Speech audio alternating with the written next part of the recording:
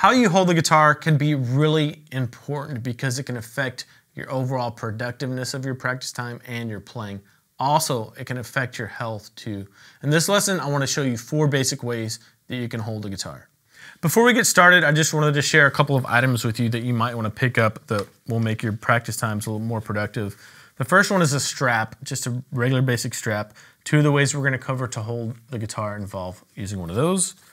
And the second thing is just a basic footstool. I use this all the time when I'm sitting down playing the guitar. As a matter of fact, my foot's on one of them right now. It just makes practice time more productive and it's a little bit easier, boosts the guitar up a little bit.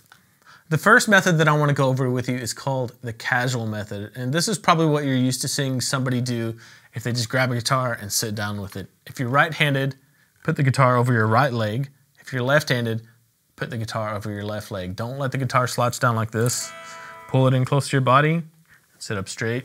And one thing that really helps with this method is a footstool. Like my foot's on a footstool right now. If I didn't have it, my foot would be down here. It would be a little bit harder to keep that guitar up and it would be a little bit lower.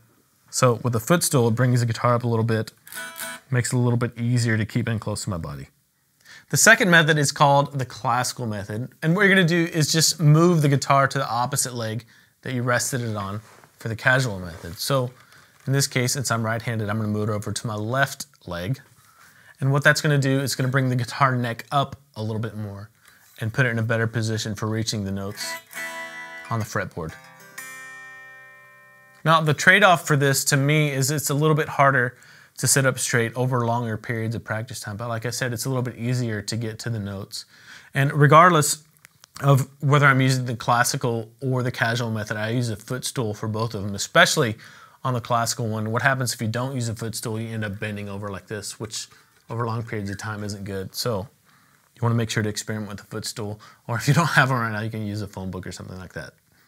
The third way that I want to go over how to hold the guitar with you is standing up using a strap. So if you have a strap, grab it and stick it on your guitar. And I like to adjust the strap to where it's roughly the same height as when I'm standing is where it is when I'm sitting down.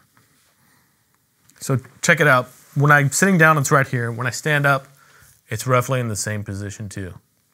And what that does is if I'm at home practicing, it feels the same as if I'm out performing at a gig or something where I'm standing up. So it's just a little more comfortable and consistent.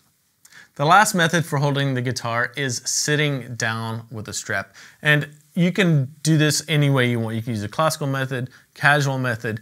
The idea is that the strap helps the guitar, if you adjust it high enough, helps the guitar from slipping around, and especially if it's out here, you know, it keeps it there for you.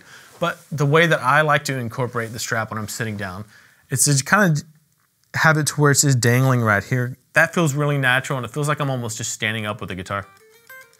The important thing is that you experiment with all 4 of these ways to hold the guitar and choose the one that's most comfortable and works best for you. In the next lesson, we're going to go over the numbering systems for the guitar.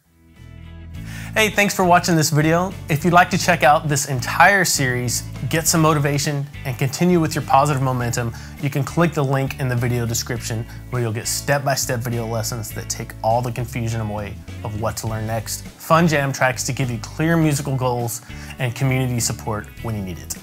Just go ahead and click the link in the description for all the details.